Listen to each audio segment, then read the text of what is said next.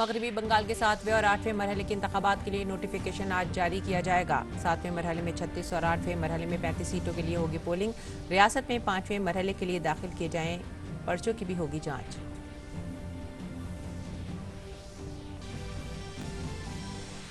आसाम और मगरबी बंगाल में दूसरे मरहले की पोलिंग के लिए तमाम तैयारियां मुकम्मल। दूसरे मरहले में आसाम की 39 और मगरबी बंगाल की 30 असेंबली सीटों के लिए डाले जाएंगे वोट। पुडुचेरी और तमिलनाडु में भी इंतखाबी मुहिम जारी।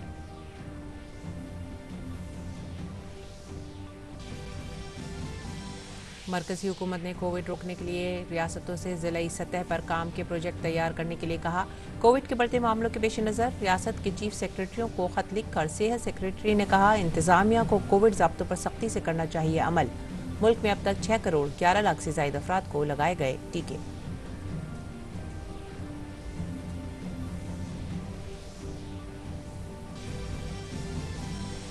जीएसटी से होने वाले नुकसानात की भरपाई के मकसद से मरकज ने रियासतों के लिए जारी किए 30,000 करोड़।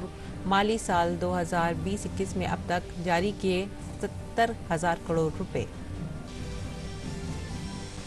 आलमी सेहत तंजीम ने जारी की कोविड वबा फैलने से मुतालिक आलमी सतह की जांच रिपोर्ट। अमरीका, जापान और बरतानिया समेत 14 ममालिक ने आलमी सेहत तंजीम की इस रिपोर्ट पर जाहिर की तशवीश।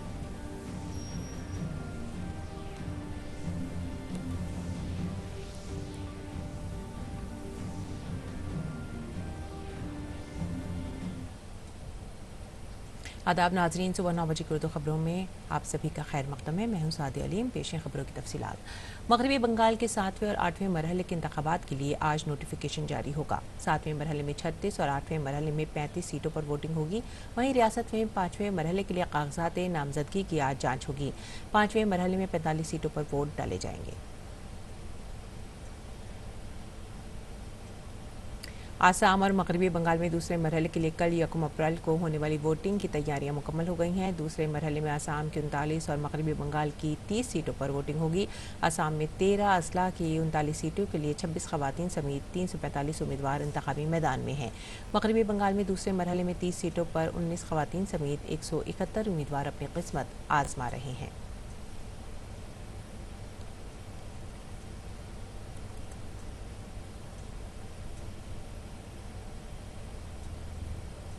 और मरकजी वज़ीर दाखिला और बीजेपी के सीनियर रहनुमा अमित शाह आज असम में अपनी पार्टी के लिए तशरीफ़ करेंगे। अमित शाह आज असम के अलवर चिरांग और बेजेनी में चुनावी रैलियों से खिताब करेंगे।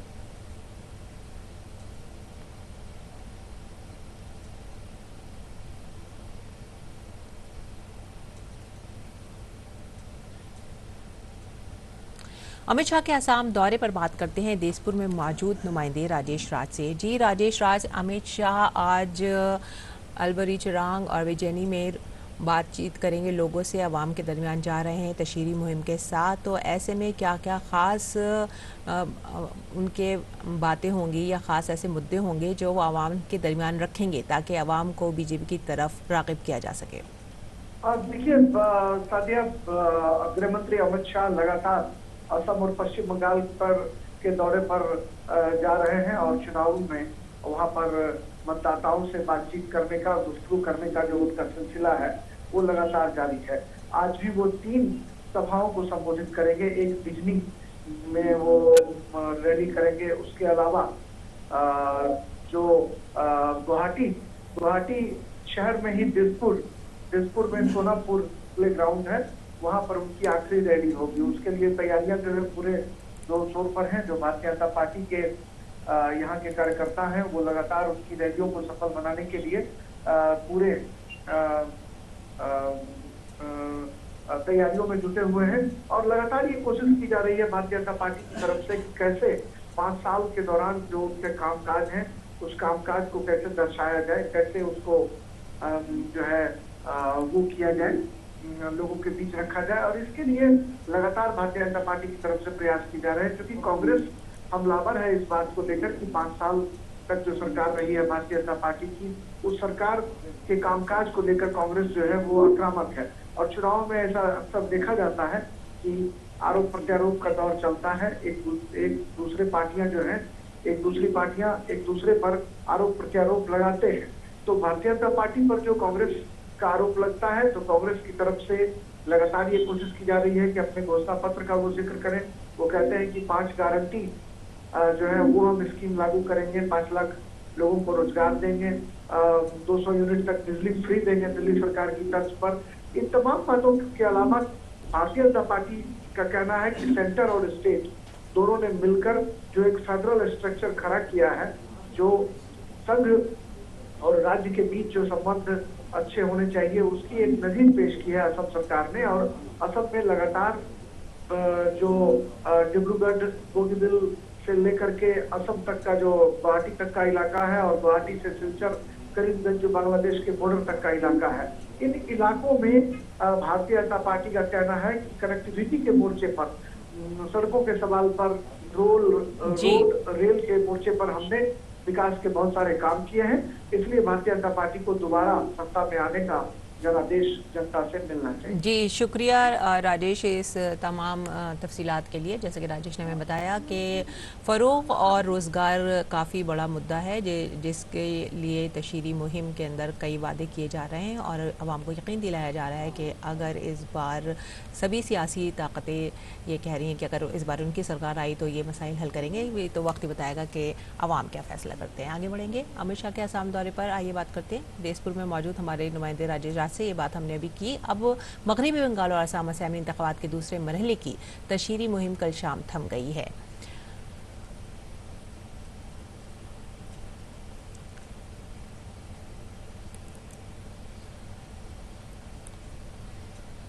बंगाल की 30 असेंबली सीटों पर 171 उम्मीदवार किस्मत आजमा रहे हैं, जबकि असम की 39 सीटों पर 345 उम्मीदवार मैदान में हैं। बंगाल में तृणमूल कांग्रेस का वकार दाव पर है तो असम में बीजेपी के सामने अपना इक़्तिदार बचाए रखने का चैलेंज खड़ा हुआ है।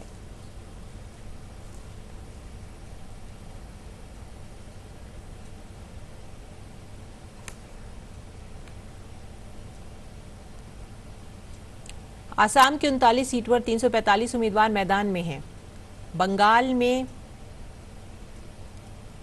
30 असेंबली सीटों पर 171 उम्मीदवार अपनी किस्मत आजमा रहे हैं, जबकि असम की 39 सीटों पर 345 उम्मीदवार मैदान में हैं। बंगाल में तृणमूल कांग्रेस का वकार दाव पर है तो असम में बीजेपी के सामने अपना इक़्तिदार बचाए रखने का चैलेंज खड़ा हुआ है। मगरबी बंगाल में दूसरे मरहले में 4 अजला की कुल 30 असेंबली सीटों पर 1 अप्रैल यानी कल पोलिंग होगी। इनमें से 9 सीटें मशरक़ी मिदनापुर ज़िले की हैं, जबकि बांकुरा की 8 सीटों, मगरबी मिदनापुर की 9 सीटों और जनूबी 24 परगना की 4 सीटों पर इंतखाबात होने हैं। साबिक़ा इंतखाब में इन हलकों में तृणमूल कांग्रेस ने क्लीन स्वीप किया था, लेकिन पिछले लोकसभा इंतखाब के बाद से रियासत में सूरत हाल बदल गई है। बीजेपी को इस इलाके से काफ़ी उम्मीदें हैं। मतुआ फ़िरक़े का वोट दूसरे मरहले की सीटों पर काफ़ी अहम माना जा रहा है।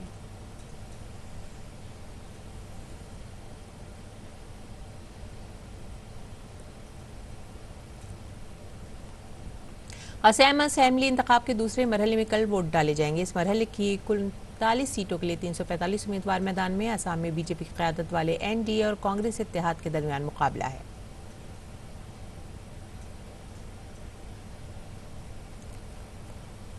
और अब रुख करेंगे केरल का। केरल असेंबली इंतखाबात में पलक्कड़ से मेट्रो मैन श्रीधरन बीजेपी उम्मीदवार के तौर पर मैदान में है। इस सीट पर काफ़ी सख्त मुकाबला होने की उम्मीद है। श्रीधरन के सामने यूडीएफ के शफी पारम्बल मैदान में है।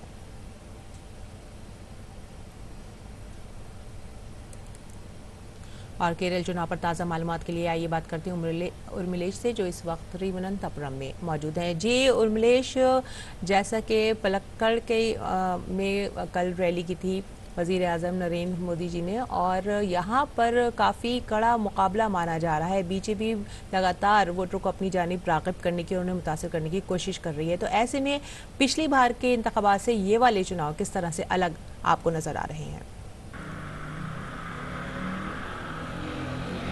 जी बिल्कुल, जो देश में 5 राज्यों में जो चुनाव हो रहे हैं उसमें से एक राज्य जो है केरल भी है, और हमारे दर्शक जानते हैं कि केरल में एक ही चरण में चुनाव होना है 6 अप्रैल को। तो लिहाजा इस हिसाब से जो केरल की राजनीति है, ये राजनीति का जो पारा है वो काफी बढ़ा हुआ है, यहाँ पे सियासती जो पारा है वो काफी बढ़ा हुआ है और इस हिसाब से यहाँ पर तमाम जो राजनीतिक दल है वो वोटरों को लुभाने के लिए तमाम प्रकार के कार्यक्रम कर रहे हैं। उनके तमाम जो राष्ट्रीय नेता है वो राष्ट्रीय नेता लगातार यहाँ पर रैलियां कर रहे हैं, रोड शो कर रहे हैं। अगर यहाँ पर केरल की राजनीति की बात की जाए तो यहाँ पर जो है मुख्यतः 3 यहाँ पर फ्रंट बनाए गए हैं।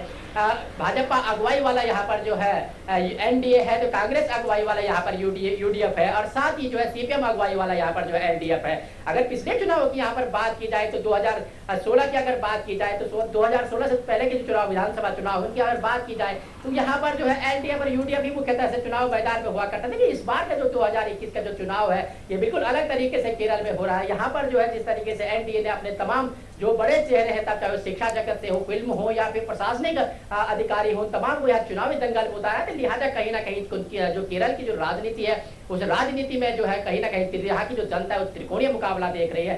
साथ ही यहाँ पर जो अगर बात की जाए मंगलवार की, क्योंकि तमाम जो अब 6 तारीख अप्रैल के लिए बहुत कम दिन बचे हुए हैं मतदान के लिए, तो लिहाजा तमाम राजनीतिक दलों की कोशिश है कि अधिक से अधिक जो है वोटरों के पास जाए, अधिक से अधिक उनको लुभाने की कोशिश करें। तो ऐसे में तमाम जो राजनेता है उनका जो है यहाँ पर तमाम जो रोड शो और रैलियां है वो जारी है। तो कल जो मंगलवार था, मंगलवार को प्रधानमंत्री ने यहाँ पर रैली की थी। मंगलवार को जब प्रधानमंत्री ने यहाँ पर रैली ली कि तो उसमें उन्होंने जो है विपक्ष पर, एलडीएफ और यूडीएफ दोनों पर जो है जमकर निशाना साधा है। उन्होंने कहा है साथिया कि यहाँ पर जो है केरल में एलडीएफ और यूडीएफ जो है आमने सामने चुनाव लड़ रहे हैं, जबकि बंगाल की अगर बात की जाए तो वहां पर एक साथ चुनाव लड़ता है। वहीं अगर दिल्ली में बात की जाए तो दिल्ली में यूपीए में जो है एलडीएफ और यूडीएफ दोनों के दोनों सत्तासीन साथ होते हैं। इस हिसाब से जो केरल की जनता है वो इस छद्म को जान चुकी है। केरल की जनता अब जो है यहाँ पर इनकी जो तमाम जो एलडीएफ और यूडीएफ है अंदर खाने मिले हुए हैं। उन्होंने एक बात और कही है कि डिफरेंट नेम है लेकिन वर्किंग सेम है। इस तरीके से केरल की जनता को कल जो है अपने भाषण में बताया। साथ ही उन्होंने एक बात और कहना चाहूंगा सारे अपने दर्शकों को कि यहाँ पर क्योंकि इस समय के जो चुनाव है कोविड-19 की चुनौती को लेकर साथ में हो रहे हैं, ऐसे में निर्वाचन आयोग ने यहाँ पर जो तैयारियां की है वो तमाम जो है अपनी बड़ी रूपरेखा और गाइडलाइन तय की है। साथ ही उन्हें तमाम राजनीतिक दलों के साथ साथ उम्मीदवारों से भी कहा है कि आप मास्क पहने, सोशल डिस्टेंसिंग का आप पालन करें, कम से कम जो है रैलियों में जो है आप जो एक डिस्टेंस रखें इस तरीके। और साथ ही यहाँ पर जो मतदान बूथ है, क्योंकि 6 अप्रैल को यहाँ मतदान होता है, उन मतदान बूथों की जो संख्या है उनको दुगनी कर दिया गया है। इस तरीके से निर्वाचन आयोग अपनी तैयारियां लगभग अंतिम दौर पे चला रहा है। जी, सारी तैयारियां मुकम्मल, कोविड वबा की ज़ाब्तों और एहतियात को लेकर भी सारी तैयारियां की जा रही हैं। और अब आगे बढ़ेंगे अगली खबर की तरफ। उर्मिलेश, आपका शुक्रिया।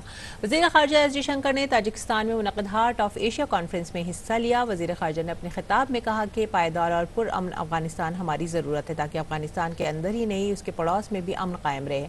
वज़ीर ख़ारजा ने कहा अमन के अमल को कामयाब करने के लिए इस बात को यकीनी बनाना होगा कि फ़रीक़ैन संजीदगी से मज़ाक़ात में शरीक हों।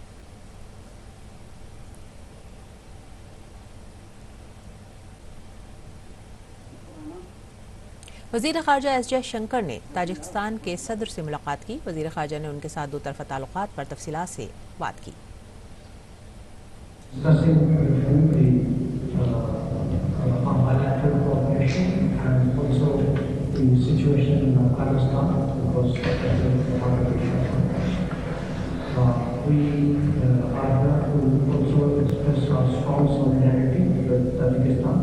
in the fight against COVID-19 and also supported and resumes the SCO chairmanship. और मरकज़ ने जीएसटी नुकसान की भरपाई के तौर पर 27 मार्च को रियासतों के लिए 30,000 करोड़ रुपए जारी किए। इस माली साल में अब तक नुकसान की भरपाई के लिए 70,000 करोड़ रुपए जारी किए जा चुके हैं। ये रकम मौजूदा माली साल में जीएसटी कलेक्शन में कमी की वजह से नुकसान की भरपाई से मुताल्लिक़ कर्ज देने के खुसूसी निज़ाम के तहत रियासतों को जारी किए गए 1.10 लाख करोड़ रुपए के अलावा है। इसके अलावा मरकज़ ने इंटीग्रेटेड जीएसटी में 28,000 करोड़ रुपए अदा किए हैं। इसमें से 14,000 करोड़ रुपए रियासतों और मरकज़ के दरमियान यकसा तौर से मुश्तरक किए गए हैं। जीएसटी नुकसान की भरपाई कीमत में 2020-21 के लिए रियासतों और मरकज़ के ज़ेर इंतज़ाम इलाकों की अब सिर्फ 63,000 करोड़ रुपए ही बाकी हैं।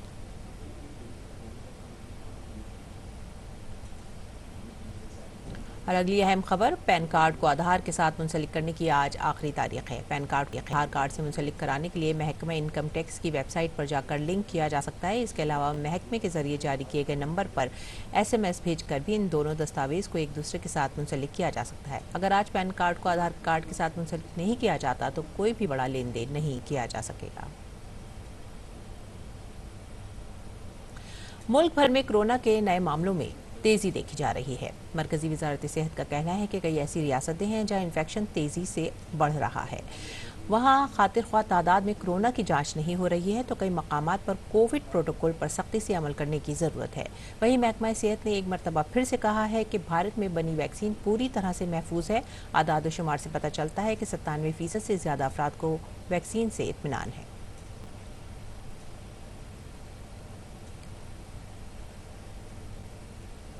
इस बीच नासिक में कोरोना वबा के बुरहान के पेश नज़र एक नया तजुर्बा किया गया है। यहाँ बाजार में दाखिले पर फीस लगा दी गई है। यही नहीं, बाजार में मुकर्ररा मुद्दत से ज़्यादा वक्त तक रुकने पर जुर्माना भी आयद किया जाएगा।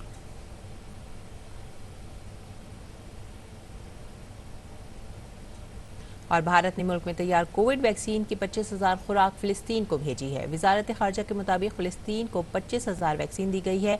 वैक्सीन मैत्री पहल के तहत भारत दुनिया भर के ममालिक को कोरोना वैक्सीन की सप्लाई कर रहा है। भारत ने 75 से ज़ायद ममालिक को वैक्सीन फराहम कराए हैं। नेपाली फौज ने आज भारतीय फौज के जरिए दी गई कोविड-19 वैक्सीन की 1 लाख खुराक हासिल की है। नेपाल में भारतीय सिफारत खाने के मुताबिक भारतीय फौज के जरिए फौज को दी गई कोविड-19 वैक्सीन की ये खुराक भारत में तैयार की गई है और नेपाली आर्मी ने आज त्रिभुवन हवाई अड्डे पर इसे हासिल किया।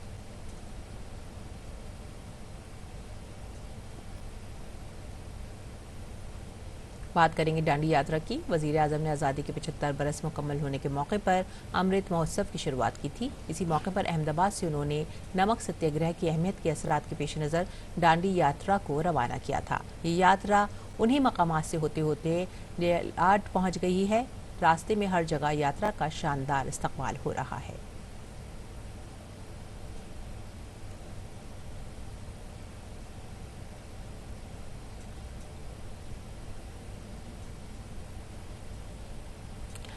डांडी यात्रा पर ताज़ा मालूमात के लिए ये बात करते हैं अपने नुमाइंदे धीरज से। जी धीरज, जद्दोजहद आज़ादी की यादगार डांडी यात्रा को एक बार फिर से शुरू किया गया है अहमदाबाद से और अभी अपना सफ़र पूरा कर रही है उन्हीं मकामात से होकर।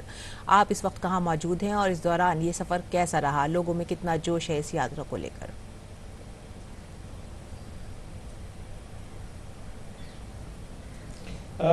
इस यात्रा की जो अगर आप बात कर रहे हैं तो लोगों में खासा उत्साह है। खास करके जो छोटे छोटे बच्चे हैं वो गांधी के वेश में बनकर जो पदयात्री चलते हैं वहाँ आकर खड़े हो जाते हैं। जो महिलाएं हैं वो फूलों की बारिश करती है और जिस पथ से वो यात्री गुजर रहे हैं उस पथ को जो फूलों से सजाती हैं। जो बच्चियां हैं, जो लड़कियां हैं, वो भारत माता की जय बोलते हुए जो सड़क के किनारे नजर आती है। वंदे मातरम की गूंज के साथ जो पूरा जो माहौल है वो गुंजायमान रहता है। तो यात्रियों में तो पूरा उत्साह है। और जहाँ तक आपने बात करी कि आप कहाँ हैं, तो अभी हम लोग जो सूरत डिस्ट्रिक्ट के डेलाड में पहुँचे हैं और डेलाड में महात्मा गांधी 30 मार्च की शाम को पहुँचे थे और उन्होंने अगले दिन यानी 31 मार्च को भी वो डेलाड में ही रुके थे और डेलाड में उन्होंने एक दिन का मौन व्रत रखा था। जो बात अगर गांधी के सपनों की करें तो गांधी की जो यात्रा जो थी, जो यहाँ हमें जो स्थानीय लोगों से बातचीत हुई तो उन्होंने ये मुझे बताया कि गांधी जबकि यहाँ पहुँचे थे तो उन्होंने कहा था कि जो हमारे जो कल्पना है वो ग्राम स्वराज की कल्पना है, गांव को मजबूत और आत्मनिर्भर बनाने की कल्पना है।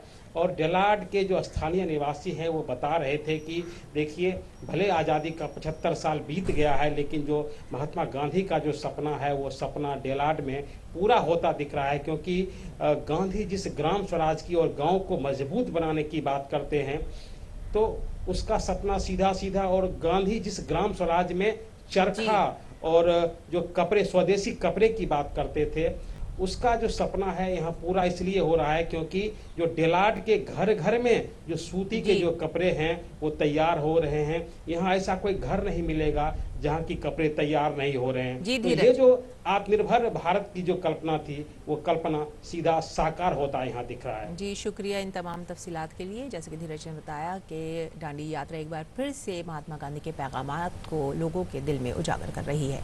अब आगे बढ़ेंगे आलमी खबरों की तरफ। आलमी सेहत तंजीम ने कोविड-19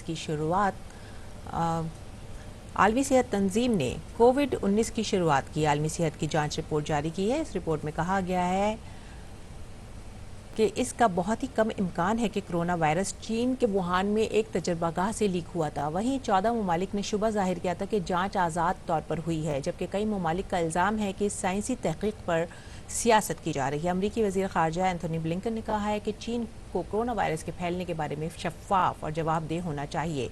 WHO के डायरेक्टर जनरल ने इस रिपोर्ट पर कहा है कि जहां तक आलमी सेहत तंजीम का ताल्लुक है तो अभी ये मामला ज़ेर गौर है। रिपोर्ट एक बहुत ही अहम आगाज़ है। हमें अभी तक वायरस की शुरुआत का पता नहीं चला है।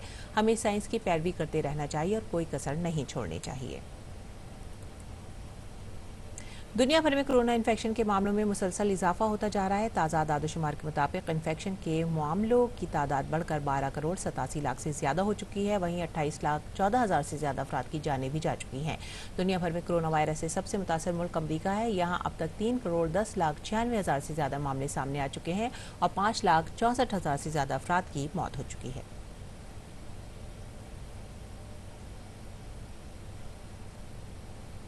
इस बीच जर्मन चांसलर एंजेला मर्केल ने कहा है कि 60 और इससे ज़्यादा उम्र के लोगों और आला तरजीहात वाले ग्रुपों पर एस्ट्राजेनेका वैक्सीन के इस्तेमाल पर पाबंदी आयद होगी। एक मुनफरिद जहनी बीमारी पैदा होने की नई रिपोर्ट के बाद जर्मनी ने यह फैसला लिया है।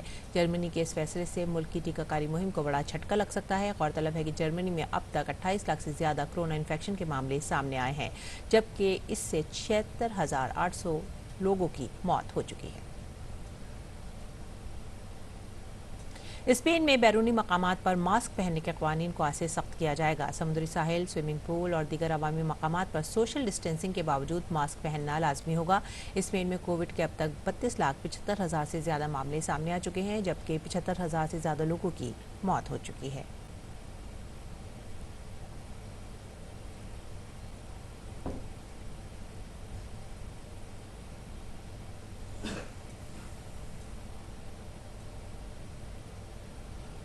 और नाजरीन, पेश है अब उर्दू अखबारात का जायजा।